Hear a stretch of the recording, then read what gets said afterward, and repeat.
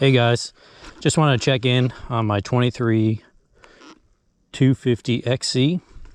So I got 81 hours on this bike and I just did the top end. Top end looked great. I'll insert some pictures.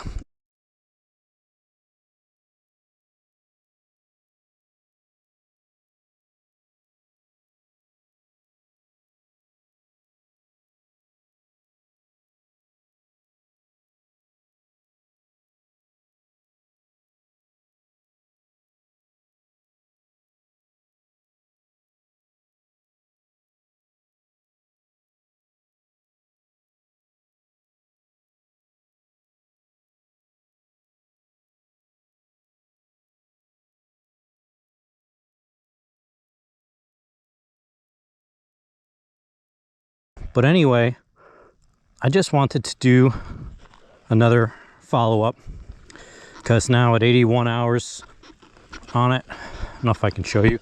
I got my chest mount on. Hopefully you can see that. Got 81.3.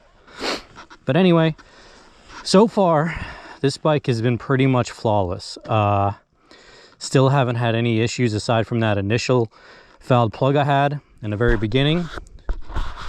And if you've been following my channel at all, you know I raced this a whole season in the Florida Trail Rider Series. Did hare scrambles, did enduros, and it did awesome. And I actually raced it stock. You can't even count it as a mod as the hand guards. I just didn't like the stock ones. I wanted a little more protection. Stock gearing, stock suspension with the air fork. And yeah, I've been really happy with it.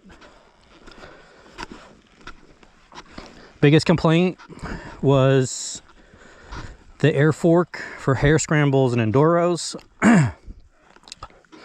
Obviously, you know, the longer you ride on that air fork in like an enduro or a hare scramble, you don't really have time to stop and check the air pressure.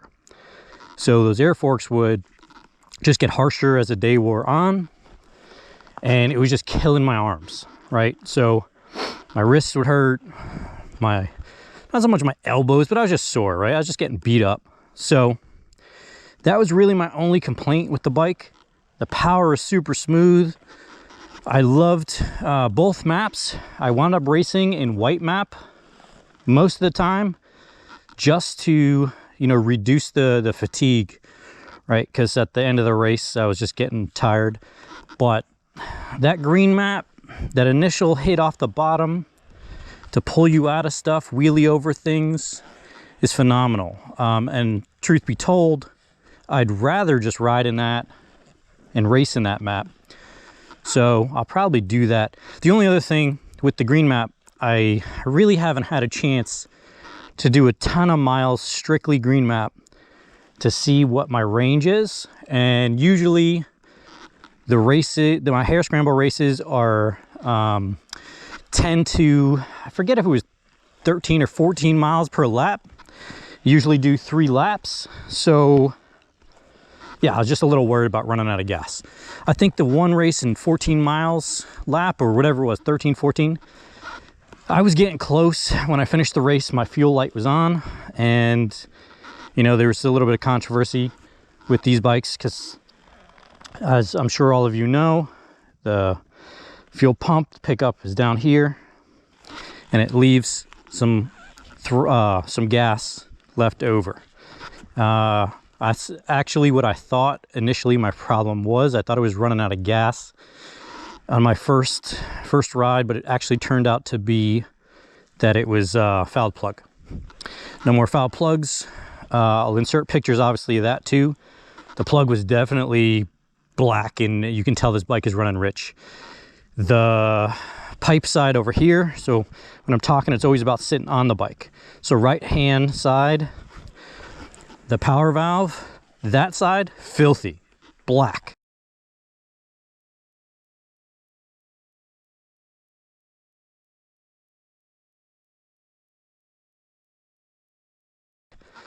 The other side, where the actual servo is, That side was a little dirty, not so bad. So this side, you can't really see it because of the tank, how it comes down.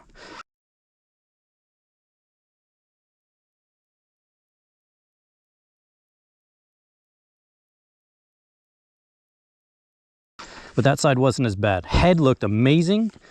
Tiny little bit of scratches, you know, but superficial. Ran your fingernail through there. Couldn't feel anything. And so I was pleased, especially because sometimes it's iffy. In our starts, we have to run to our bikes, get on, start them, go. But depending when you get on the line up there to grid up, you could be sitting there for like 20 minutes. And sometimes if it's real cool out, I know Florida, cool, but it does get pretty cool down here in the winter. I was wondering if, even though some of those marks I saw were on there from like almost a cool start, and then you're on it, right? It's a moto start, basically. You're running into the woods. So maybe that contributed to the little marks I was seeing. And I'll try and pinpoint them, but they're actually kind of hard to see. But anyway, yeah, really happy with it. Like I said, brand new top end. Probably didn't need to do it, but it was, since it's the first model year, I wanted to do it just to be safe, because I'd rather be safe than sorry. But overall, very happy. All original. I'm trying to think. No wear items have been replaced yet. I've obviously done the fluid, you know, the transmission, oil a bunch, but front pads, rear pads, stock, haven't had to even change those yet. Chain sprocket, stock. Little end cap for spark arrestor, because, you know, right out here in the state forests and parks, you need that. Yeah, that's about it. I'll quickly now move over to what I have done to it for this season, my second season of hair scrambles.